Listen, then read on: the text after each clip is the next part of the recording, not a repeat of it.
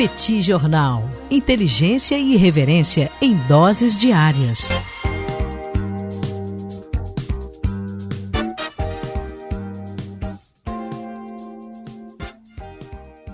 Olá, gente. Bem-vindos, bem-vindas ao Petit Jornal. Esse é o bate-papo número 823. Estamos gravando numa live no YouTube do Petit Jornal. São exatamente 21 horas e 24 minutos da quinta-feira, 27 de março de 2025. Cá está a dupla de costume, a dupla que você conhece de cor, Tanguy, o Bagdadi, animado, contente, preparado, revigorado, resiliente, retumbante e descansado para mais um episódio do Petit Jornal. E Daniel Souza, que é esse que vos fala. Ao longo dos próximos minutos, vamos repercutir os principais acontecimentos da política e da economia internacional das últimas horas. Hoje, Tanguy, num cenário diferente, estamos aqui em Itu, no interior do estado de São Paulo. Viemos aqui para mais uma palestra, aliás, fica aqui a recomendação das palestras do Petit Jornal, Tanguy. O Petit Jornal tem realmente esse tipo de formato que acaba atendendo empresas, trazendo aí algumas reflexões, algumas discussões envolvendo temáticas de geopolítica e economia, como isso impacta a dinâmica de negócios e como isso também influencia todo o planejamento corporativo. Se quiser conversar com a gente a respeito, e-mail no descritivo. Dito isso, Tanguy, vamos ao nosso episódio de hoje? Vamos lá, Daniel Souza, vamos lá para esse bate-papo 823. Deixa aqui as boas-vindas a todo mundo que está acompanhando a gente, né? Pessoal que está no YouTube, acompanhando a gente aqui no chat, pessoal que acompanha a gente também no podcast, em qualquer plataforma que seja. Aliás, fazer um pedido aqui, né? Você que acompanha a gente em qualquer aplicativo que seja de podcast, curte lá, né? Segue a gente, porque isso pra gente faz muita diferença. Às vezes você acompanha a gente todo dia, mas não segue a gente lá. Isso faz realmente muita diferença, porque o algoritmo começa a mostrar para mais gente. Daniel, eu quero começar o nosso episódio de hoje com uma notícia meio insólita e que mostra bem como é que Vladimir Putin é um excelente jogador, né, na política internacional. A gente sabe, Daniel, que um dos temas que mais animam Elon Musk, né, que é o dono um dos acionistas majoritários, um dos maiores acionistas da Tesla, do SpaceX e tal, é um dos caras de frente do X. Um dos temas que ele mais gosta de falar é exatamente sobre as missões para Marte, né? Então ele tem projetado aí, o Elon Musk já falou, inclusive, no X, né? Ele fala sobre um projeto no outro projeto dele. Então ele fala sobre o projeto da SpaceX no X. Ele disse que os primeiros pousos humanos em Marte poderiam acontecer a partir de 2029, provavelmente em 2031 já teremos pousos humanos em Marte. E aí a Rússia, Daniel, resolveu oferecer para a SpaceX uma pequena usina nuclear para que a missão a Marte possa ser planejada com mais segurança, com abastecimento energético ali de qualidade. Isso foi dito pelo enviado do presidente Vladimir Putin para temas de cooperação internacional, o Kirill Dmitriev. Isso é interessante, Daniel, porque o Putin ele faz uma leitura que, olha, quem é o braço direito do Trump nesse momento é o Musk. Então, se eu quero encontrar ali um espaço para dialogar com o Trump e tal, uma coisa que vai ser importante, não é a única coisa, claro, mas é deixar o Elon Musk feliz. Se o Elon Musk estiver feliz, isso vai acabar influenciando Donald Trump. Mais uma vez, não é uma garantia, mas é algo que, no fim das contas, pode ser um elemento ali também de uma certa conquista. Importante lembrar que a gente está falando agora de um momento crucial das negociações acerca de um eventual cessar-fogo envolvendo Rússia e Ucrânia. O Trump já deu a palavra que, olha, teremos cessar-fogo, e aí o Putin diz que, beleza, vai ter cessar-fogo, mas aí depois o Putin coloca uma série de concessões, uma série de demandas, uma série de elementos que tem que tirar sanção daqui, sanção dali, e o Trump não se posicionou com relação a isso ainda. Então, essa é uma jogada interessante que a Rússia faz, né? Do momento em que você sai de uma fase de antagonismo entre Estados Unidos e Rússia, o governo Biden foi, principalmente, né, desde o início da guerra da Ucrânia, principalmente, um momento ali muito tenso. O Putin ele tenta criar conexões, ele tenta criar laços, ele tenta conversar com Donald Trump. E aí, Daniel, a gente falava sobre isso hoje em off, né?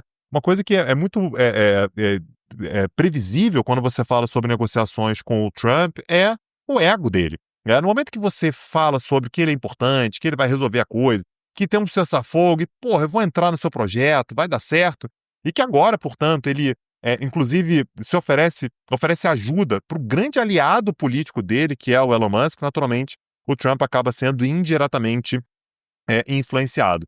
Então, esse aqui é um ponto importante. Aliás, o próprio Kirill Dmitriev, né, que é o enviado do Putin e que fez exatamente essa oferta, disse que o Elon Musk é um grande visionário. Aí, Daniel, aí o Musk vai à loucura, o Elon Musk fica feliz da vida, o Trump fala assim, tá vendo? Foi ele que eu escolhi para ser meu aliado, é um grande visionário. A própria Rússia concorda que ele é um grande aliado. Então, bate a jogada, né, Daniel Souza? A gente vê que, de fato, o Putin ele sabe lidar com esse tabuleiro político com poucos, está aí oferecendo uma usina nuclear, uma mini usina nuclear, para ajudar nessa missão de Elon Musk, enfim, da SpaceX, em direção a Marte, Daniel. E aí fica aquela lição, né, Tanguy? Não bata de frente com Donald Trump. Elogie, infle o seu ego, diga que ele está correto, que esse é o caminho, e vá negociando e buscando ali os seus objetivos mais urgentes e eventualmente até alguns objetivos de maior prazo, porque essa acaba sendo a melhor maneira de lidar com pessoas como o Trump, que tem uma personalidade como a do Trump. Aliás, falando sobre Trump ainda, destaco que ele anunciou que haverá tarifa de 25% para todos os carros que não são fabricados nos Estados Unidos. A medida inclui caminhões fabricados fora do país, e ele também destacou que haveria aí um aumento de 2,5% para 25%. 2,5% onde os Estados Unidos estão hoje, segundo ele, e você cresceria aí as tarifas para 25%. Após o anúncio de Trump, a Casa Branca esclareceu que as tarifas também serão aplicadas sobre autopeças, em adição a quaisquer outros impostos e taxas. É mais ou menos assim, Tanguy. O Trump resolveu que carro nos Estados Unidos vai ficar mais caro, né? Uma parte importante dos automóveis consumidos nos Estados Unidos é importada, principalmente ali do México, do Canadá, né? Parceiros muito próximos dos americanos. Também você tem automóveis que vêm da Europa, do Japão, etc., de outros parceiros. E o Trump, não satisfeito, também vai encarecer as autopeças. Quer dizer, os automóveis que são fabricados nos Estados Unidos agora utilizarão autopeças importadas, encarecidas, o que também será repassado para o preço final dos consumidores. Isso vai ter um impacto enorme. As montadoras americanas estão há semanas tentando convencer o Trump a não fazer isso, a não aumentar as tarifas dessa forma, mas Trump decidiu que vai aumentar. Aliás, também foi destacado que haverá um detalhamento dessas tarifas numa entrevista coletiva no dia 2 de abril, quando essas tarifas passarão a vigorar junto com as tarifas recíprocas que já foram anunciadas pelo governo americano. E o Trump também disse que essas tarifas sobre os automóveis serão permanentes e que ele não está interessado em negociar nenhum tipo de exceção. A gente sabe, Tanguy, que nos Estados Unidos automóvel é um tema sensível. É um tema sensível para os consumidores americanos e é um tema sensível para a própria indústria americana. É uma indústria símbolo dos Estados Unidos. Eu lembro quando o Obama socorreu a General Motors, né? Por exemplo, puxa, uma empresa símbolo do capitalismo americano, precisamos socorrê-la, precisamos ajudá-la em função desse contexto de adversidade. E o consumidor americano gosta de carro, o consumidor americano considera o carro realmente um bem importante e esse bem vai ficar bem mais caro, e a argumentação oficial do Trump é que você vai trazer todas as montadoras de volta para os Estados Unidos, o que eu ainda custo a acreditar que é real, e mesmo que seja real é algo que vai levar bastante tempo. Indústria automobilística é um investimento inicial pesado, longo prazo de maturação, não é tão simples assim levar de um lado para o outro, e também eu custo a acreditar que os Estados Unidos vão ser autossuficientes em todas as autopeças utilizadas nos automóveis que já são produzidos nos Estados Unidos. Enfim, a gente está falando de uma medida que tem potencial para desorganizar bastante a economia americana, para trazer impacto inflacionário, e o Trump, pelo menos até o presente momento, a gente nunca sabe, pode ser que ele mude de ideia, ele diz que não vai voltar atrás e que não haverá exceções. Aliás, eu lembro dele fazendo isso no primeiro mandato dele também, né? Ele também disse que ia aumentar as tarifas, principalmente para E automóveis voltou atrás, né? no México. E acabou não implementando.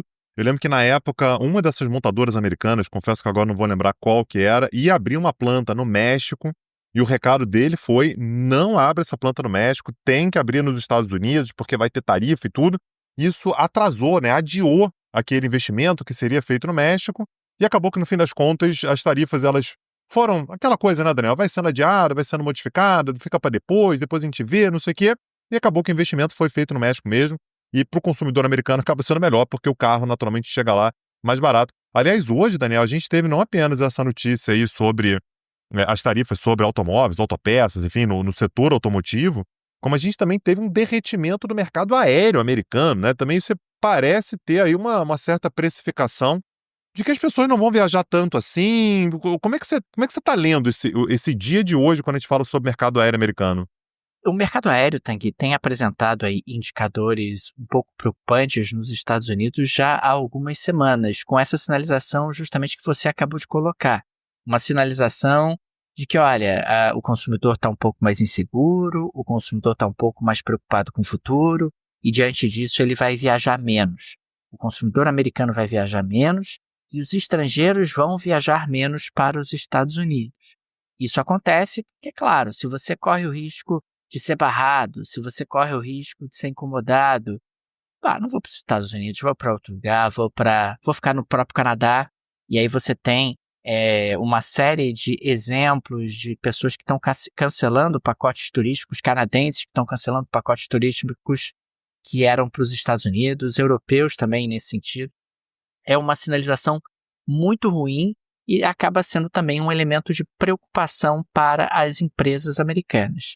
As empresas americanas do setor. É sempre importante destacar, Tanguy, que quando a gente está falando do setor aéreo, é um setor muito difícil de ser administrado, porque a gente está falando de uma oferta que é muito rígida, né, uma oferta muito insensível a variações do preço. Você tem uma determinada quantidade de assentos que você tem para oferecer, e a demanda é muito volátil, porque se as pessoas estiverem com um pouquinho de medo do futuro, elas não compram passagens aéreas para turismo, continuam comprando para motivos de negócios, etc. Mas para turismo elas tendem a desistir e elas acabam sendo muito sensíveis a essa volatilidade, o que traz aí desafios adicionais realmente para o setor, um setor que é importante e que tem observado aí um desaquecimento no que diz respeito às suas movimentações nessas primeiras semanas do governo Donald Trump. Agora, uma coisa que a gente vem falando muito, Daniel, tanto aqui no Petit Jornal quanto nas palestras, no próprio curso, né, no Petit Curso, a gente vem falando sobre isso o tempo todo, semana após semana, é que esse momento no qual os Estados Unidos estão mais fechados, esse momento no qual os Estados Unidos estão se isolando mais do mundo, pode cobrar um preço muito grande lá na frente, principalmente na área de inovação. A gente sabe que para inovar, Daniel, você tem que estar em contato com o mundo, você vai atrair pessoas que pensam diferente, você vai atrair diferentes culturas. Somente um determinado país, mesmo que seja uma população grande como a americana, vai ter um pouco mais de dificuldade de inovar, e essa inovação, se ela for um pouco mais lenta, né, já pode trazer dificuldades, uma vez que a China também está inovando, a Índia está inovando, você tem outros países do mundo afora que estão inovando. Isso mostra, Daniel, como é que a questão tecnológica, ela atualmente é um ponto central da política internacional, e aí fica aqui o recado, né, da Alura, a maior escola de tecnologia do Brasil. Você que está me ouvindo, isso mexe com o futuro dos Estados Unidos, isso mexe com o futuro da China, isso tem um impacto no futuro do Brasil. Você imagina o que isso pode fazer com a sua carreira, né? Então, ser alguém que entende tecnologia, que saca como é que a tecnologia funciona, que tem ferramentas, que tem instrumental, é crucial nas nossas vidas. E aí, Daniel, a Alura, ela oferece uma série de formações, uma série de planos que servem para qualquer pessoa, de qualquer formação, que queira se aprofundar, que queira saber mais da área tecnológica. Desde uma pessoa absolutamente iniciante, que não tem muita noção, que está ali tentando iniciar um certo letramento, até alguém que já conhece um pouco, está tentando ter uma profissão com aquilo, até pessoas que sejam muito avançadas, que queiram novas formações. E para isso, Daniel, a Alura, a maior escola de tecnologia do Brasil, oferece 15% de desconto para você ter o privilégio de assistir aulas incríveis. A Alura realmente ela sempre me impressiona com a capacidade técnica dela de oferecer os cursos, de mostrar graficamente uma plataforma muito boa de ser utilizada. Então fica aqui a dica, Daniel. A Alura, o link está na descrição desse episódio. Link no descritivo, como o Tanguy colocou. Fica aqui a nossa recomendação, né, Tanguy, para que o pessoal possa conhecer a plataforma da Alura, os cursos da Alura e com condições especialíssimas para os amigos e amigas do Petit Jornal.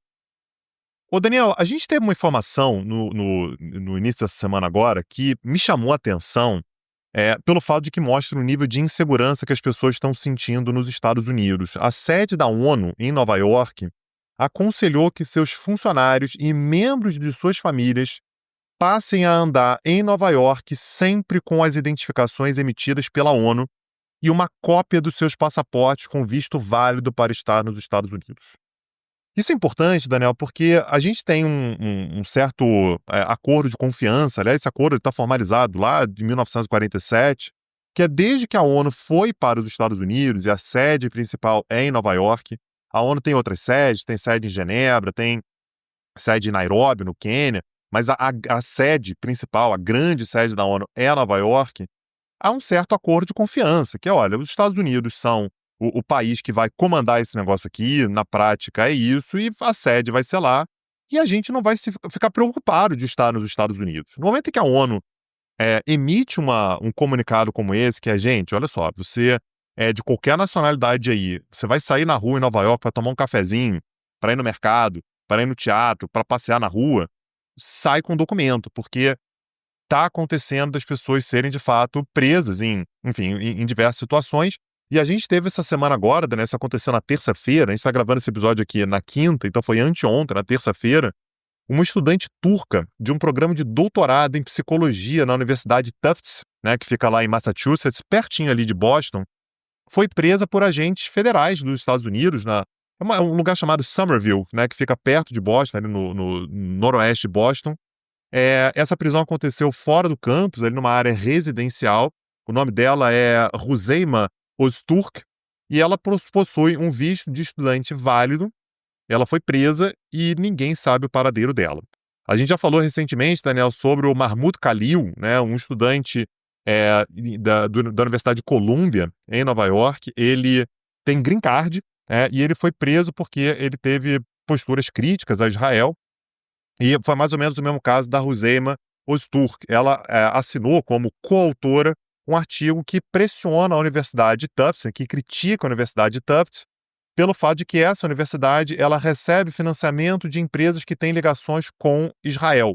Então, na visão deles, olha, diante do que está acontecendo em Gaza, essa universidade ela deveria renunciar a esse financiamento. Aí você pode questionar se isso é legítimo, se não é, mas não importa, simplesmente não importa. O fato é que ela foi presa por conta disso e ninguém sabe exatamente onde que ela está. Isso não é um acaso, isso não é uma coincidência, né? O Trump assinou em janeiro um decreto determinando ações do governo para, segundo ele, combater o antissemitismo. Essa ordem assinada em janeiro estabelece que os Estados Unidos passarão a ter a política de uso de todas as ferramentas legais disponíveis e apropriadas, incluindo a expulsão de estrangeiros que participem de assédio e violência antissemitas ilegais. O fato, Daniel, é que isso tudo gera um cenário no qual todo mundo está muito preocupado com estar nos Estados Unidos. Isso pode tirar dos Estados Unidos um diferencial que era um diferencial realmente muito grande desse país diante de outros países, que é um lugar onde as pessoas querem estar, as pessoas se sentem seguras, as pessoas sentem que têm liberdade de expressão, eu posso manifestar críticas ao governo, críticas à minha universidade, que essas coisas podem acontecer porque há uma certa segurança. No momento que isso começa a acontecer, Daniel, eu fico imaginando pessoas que são, por exemplo, sei lá, pesquisadores, trabalhadores qualificados, que vão começar a olhar para os Estados Unidos e falar assim, será que eu quero ir para lá? Será que seria interessante ir para lá? Será que é lá que eu vou construir a minha vida? Será que é lá que eu vou criar raízes? Então, é mais um caso, Daniel, de algo que se tornou uma rotina nos Estados Unidos. Isso não está mais impressionando ninguém, apesar de ainda ser um pouco chocante que isso esteja acontecendo nos Estados Unidos nesse momento, Daniel. Tang, avançando para a próxima pauta, nós temos aqui mais um exemplo de algo que nós já havíamos sugerido aqui no Petit Jornal, que são os Estados Unidos jogando parceiros aliados no colo da China. Num episódio anterior dessa semana, nós falamos sobre as conversas que aconteceram entre China, Japão e Coreia do Sul. Aliás, essas conversas aconteceram no último sábado, inclusive a China convidando a Coreia do Sul e o Japão para negociação antecipada de um acordo de livre comércio, para formatar ali parcerias mais aprofundadas. E no dia de hoje nós tivemos mais um exemplo. O ministro das Relações Exteriores da França foi a Pequim nessa quinta-feira e ele propôs à China uma parceria forte entre os dois países diante das turbulências no cenário internacional. Ou seja, é a França, a segunda maior economia da União Europeia, sinalizando para a China: oi, China, e se a gente conversar? Né? Porque eu não gosto lá tanto de você assim, mas os Estados Unidos estão me deixando na mão. Eu não tenho mais como confiar nos Estados Unidos como eu podia confiar no passado. E diante disso eu estou precisando de novos mercados, de novos parceiros, de novas alternativas. E acho que aqui nós temos uma oportunidade de estreitar laços e buscar uma aproximação entre os nossos países. Aliás, o Ministério das Relações Exteriores da China informou, né, que a França e a China podem resistir conjuntamente ao unilateralismo e ao ressurgimento da lei da selva. É muito dura essa declaração dos chineses, mas mostra um pouco o sinal dos tempos. Não me parecia crível, e continua não me parecendo crível, que você vai ter aliados dos Estados Unidos sendo tarifados, sendo pressionados e, eventualmente, sendo cobrados sistematicamente, e esses países vão ficar quietos. Ah, não, imagina, Estados Unidos, estou aqui, o que você quer que eu faça? Estados Unidos. Não, esses países vão buscar alternativas, vão à vida e, eventualmente, vão até conversar com a China. Quer dizer, Até os porque, americanos... Daniel, a parceria também é uma questão de longo prazo, né? Se você não acha que a situação vai mudar, ou que isso pode ficar acontecendo de novo, um governo, outro governo, aí tem um governo que não faz, mas o próximo vai fazer de novo, você não quer... É um investimento, né, Daniel? Você tem uma parceria como essa, é um investimento, tá todo mundo meio esperando o que o Trump vai fazer e tudo, e a China, nesse sentido, ela oferece, isso é inegável, previsibilidade, né? Eu sei o que vai acontecer, até porque o governo está lá, é o mesmo governo, você tem o Partido Comunista ali que oferece essa estabilidade. Você pode questionar, claro, não é democrático, não é 100% democrático e tudo, mas oferece estabilidade, né? A França, nesse momento, ela está precisando mais de estabilidade do que de valores próximos aos Estados Unidos, por exemplo. E uma coisa que você sempre coloca, Tang, é que tá muito claro para essas lideranças internacionais que essa mudança nos Estados Unidos, ela vai além do Trump. Quer dizer, você pode ter um outro presidente no futuro com ideias semelhantes, com uma postura semelhante. Afinal, uma parte importante do eleitorado americano chancela esse tipo de enfrentamento a tradicionais aliados. Aliás, no dia de hoje, o primeiro-ministro do Canadá, ali dentro da sua estratégia de endurecimento em relação aos Estados Unidos, disse com todas as letras: a relação que nós tínhamos com os Estados Unidos acabou. Quer dizer, as nossas relações, a partir de agora, serão diferentes do que foram até o presente momento. Isso é uma mudança super importante, e aí uma avaliação pessoal, me parece que esse tipo de estratégia americana pode gerar frutos no curto prazo, mas no longo prazo pode ser extremamente deletério para o posicionamento americano no cenário internacional. Afinal, você tem aí importantes aliados que começam a buscar alternativas e mecanismos. E o que o Trump vai fazer diante disso? Vai ameaçar tarifas também? Vai dizer: eu vou tarifar mais a União Europeia porque a União Europeia está conversando com a China? Chega uma hora que esse tipo de expediente se esgota, né? Pois é, e no meio disso tudo, Daniel, só para a gente ter uma noção de como é que, de fato, a gente está vendo uma inflexão muito importante nessa posição dos Estados Unidos, me parece, Daniel, que quando a gente for contar a história, sei lá, da década, a gente vai ter que olhar para esse movimento que está acontecendo agora, mesmo que os Estados Unidos queiram voltar atrás, né? Só para a gente ter uma ideia de como é que isso pode ir à frente, eu não acredito que isso vá acontecer no curto prazo, mas a discussão que há nos Estados Unidos, principalmente no Congresso, que a gente está falando tanto na Câmara dos Deputados quanto no Senado, por parte de parlamentares republicanos, é como é que a gente faz para os Estados Unidos saírem da ONU, tá? Então, o senador republicano, Mike Lee, por exemplo, apresentou, isso quem diz é o Jamil Chad, eles ficam um super abraço para ele, está na coluna dele lá no UOL. Então, o Mike Lee apresentou um projeto de lei em fevereiro desse ano agora, determinando a saída dos Estados Unidos da ONU, e aí quem replicou isso na Câmara foi a deputada Marsha Blackburn, né? Então, você tem tanto no Senado quanto na Câmara essa ideia de sair da ONU, lembrando que os Estados Unidos representam cerca de 22% do orçamento da ONU, então a saída americana da ONU seria catastrófica do ponto de vista financeiro, e lembrando que a sede está na ONU.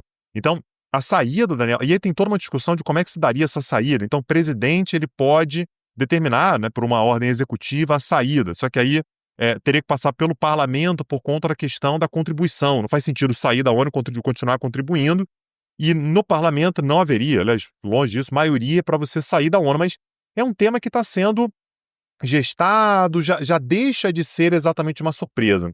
É interessante, Daniel, porque tem uma pesquisa recentemente que perguntou para os americanos, né, qual era a visão que eles tinham da ONU, e 52% dos americanos têm uma visão positiva da ONU. É pouco, né, mas é um pouquinho mais do que a maioria, mas tem uma variação muito grande de acordo com a sua identificação como democrata ou republicano. Entre os democratas, a visão positiva é de 70%. Né? Então, eles têm uma visão muito positiva da ONU, enquanto os republicanos são apenas 34%. Então, alimentar isso, não falar em momento algum que não vai sair, é uma estratégia do Trump, naturalmente. Ele já saiu da OMS, ele já saiu do Acordo de Paris, ele já saiu do Conselho de Direitos Humanos, né? Então, ele está ali flertando com essa ideia, a ponto, Daniel, do secretário-geral da ONU, o português Antônio Guterres, fazer inclusive uma promessa. Falou assim, ó, o Trump, a gente vai otimizar aqui a ONU para não gastar tanto. Então, esse ano agora, por exemplo, Daniel, 2025, a promessa do Antônio Guterres é que a ONU tenha 500 funcionários a menos. Não vai ser demissão, mas não vai renovar contrato, não vai repor, por exemplo, funcionários aposentados, porque essa se torna de fato uma preocupação. Aliás, quem dá muito apoio para isso é Elon Musk. Né? O Musk diz o tempo todo, ó, tem que sair da ONU, a ONU não serve para nada para a gente. Então, o fato de ter uma ameaça já começa a colocar muitos países do mundo afora pensando, será que os Estados Unidos são o futuro? Será que os Estados Unidos vão beneficiar o mundo? Será que a gente pode confiar nos Estados Unidos daqui para frente? E me parece que a resposta vai ser cada vez mais que não, porque não vai dar para confiar, não. Daqui, vamos terminar com 2 geleias da Shakira, com notas mais alegres, mais leves no nosso episódio de hoje? Eu tenho, na verdade, Daniel, uma pré-geleia. Vamos a uma pré-geleia antes, então. Porque ela não é exatamente uma geleia, porque ela não é tão animada assim, mas ela tem um tom jocoso, né? Mas que ao mesmo tempo é preocupante. Hoje saiu, Daniel, um vídeo bizarro de uma comissária europeia, que é a Radia Larbib. Ela é comissária para ajuda humanitária e gestão de crise, ela é uma belga, que está lá na Comissão Europeia. E ela soltou um vídeo hoje muito bem-humorado. Um vídeo engraçado, ela faz piada, ela é engraçada, né? Ela tem um timing engraçado ali, uma música de fundo ali que o tempo todo denota ali uma certa graça, um ritmo bem leve, né? Mas basicamente, Daniel, o que ela está dizendo o título do vídeo é esse, o que ter na bolsa para casos de emergência, né? O título do vídeo dela é What's in My Bag? Survival Edition, o que tem na minha bolsa, edição de sobrevivência. Ela dá várias risadas, né? Mas ela fala, olha, é importante aí ter garrafas de água, carregador, powerbank, lanterna, remédios, óculos. Ela fala óculos para você ver o que está acontecendo, documentos plastificados. E aí, para que eles fiquem impermeáveis, ela fala assim, você sabe como é que é, né? Aqui em Bruxelas chove muito, então tem que estar impermeabilizado. Canivete suíço, algo para comer, dinheiro vivo. Ela fala, o seu cartão de crédito pode virar apenas um pedaço de plástico. Rádio, ela diz que tem que levar rádio. E ela diz que ela anda com isso 100% do tempo. E é basicamente, Daniel, uma tentativa da Comissão Europeia e ela fala isso no final do vídeo num tom um pouco mais sério, a tentativa claramente é não desesperar ninguém. Mas num tom um pouco mais sério, ela diz, olha, a União Europeia tem um plano para momentos de crise, tá? E o objetivo com esse plano, Daniel, inclusive com essas coisas todas que ela diz que você tem que andar 100% do tempo, é que você seja capaz, olha que horror isso, você tem que ser capaz de sobreviver por 72 horas sem ajuda em caso de crises externas. Então ela mostra ela trocando, inclusive, a sua bolsa por uma mochila para caber tudo isso que ela diz que tem que caber. Então a União Europeia, Daniel, tentando mostrar uma certa normalidade, mas falando, olha só, no meio dessa normalidade aqui, se liga aí, porque o bagulho tá doido, tá? Então você se prepara, porque é bom você andar com isso aí tudo. Então, a pré-geleia, Daniel, só para abrir os caminhos aqui, para finalmente você trazer a geleia de verdade. Vambora. Tanguy, 2 geleias hoje. A primeira, eu fui inacreditavelmente marcado nas redes sociais ao longo das últimas horas e agradeço as marcações, isso é muito legal. As pessoas lembram de algo que tem cara de geleia da Shakira e acabam mandando, acabam me marcando e eu agradeço muito por isso. Tanguy, e foi o Pikachu. O Pikachu fugiu da polícia da Turquia. Sim, quem não viu as imagens, veja. Foi em Antalya, na Turquia, diante daqueles protestos que o Tanguy tem trazido aqui no Petit Jornal, protestos contra o Erdogan.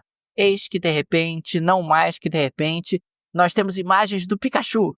Pikachu correndo da polícia turca, com medo de ser preso, com medo de ser levado pela polícia local. E o Pikachu conseguiu escapar da prisão. Fica aqui uma nota positiva. Nosso herói... Imagina o Pikachu prestando depoimento, Daniel Souza. Isso ia ser curioso, tá? Pikachu prestando... Ia ser complicado. O nosso herói Pikachu, rapaz, conseguiu fugir da polícia turca. Na segunda geleia da Shakira de hoje, nós temos aqui o crescimento do movimento MAGA na Groenlândia em função da visita da esposa do J.D. Vance à ilha. A esposa dele, que ia visitar sítios culturais, acabou visitando apenas a base militar americana mesmo, na Groenlândia, porque é o que importa. O fato é que o movimento MAGA na Groenlândia é o Make America Go Away. Então o movimento MAGA cresce com muita força na Groenlândia como maneira de se contrapor justamente a essa ambição dos Estados Unidos, destacando que nós temos inclusive bonés. As pessoas estão usando bonés na Groenlândia, bonés vermelhos, Make America Go Away. Ô, Daniel, fica com isso, meu protesto. Estamos em Itu para fazer uma palestra aqui. Daniel Souza viajou até Itu e não trouxe a boina. Então hoje nós temos um Petit Jornal sem boina e sem o boné MAGA do Daniel, Make America Go Away.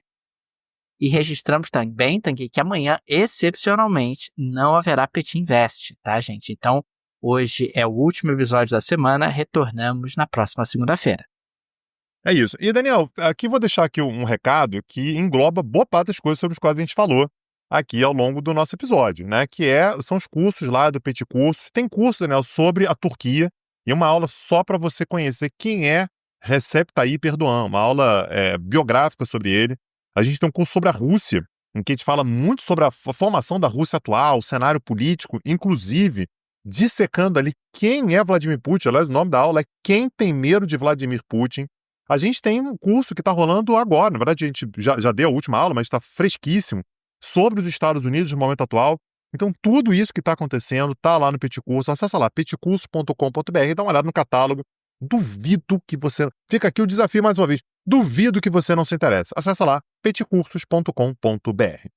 E fica aqui também o nosso agradecimento aos apoiadores e apoiadoras do Petit Jornal, que ajudam a manter esse projeto de pé. O Petit é uma mídia pequena, não tem nenhum conglomerado por trás, nenhuma produtora por trás, e por isso a ajuda de nossos apoiadores é tão importante. Fica o nosso carinho, o nosso abraço, o nosso muito obrigado a cada um de vocês. E fica também o convite para você que ainda não é apoiador, não é apoiadora do Petit Jornal, se tornar. No descritivo desse episódio tem várias alternativas. Você pode fazer um Pix para o Petit Jornal, uma forma prática e instantânea de apoiar o Petit. A chave está no descritivo desse episódio. Tem também o link para o Apoia-se, o link para o Patreon, se você vive no exterior. Tenho certeza que uma dessas alternativas será confortável para você. É isso. Daniel Souza, segunda-feira tem bate-papo de novo. Aliás, 2, né? De manhã e de noite. Um abraço e até a próxima, gente. Valeu. Tchau, tchau. Petit Jornal. Inteligência e irreverência em doses diárias. Acesse www.petitjornal.com.br.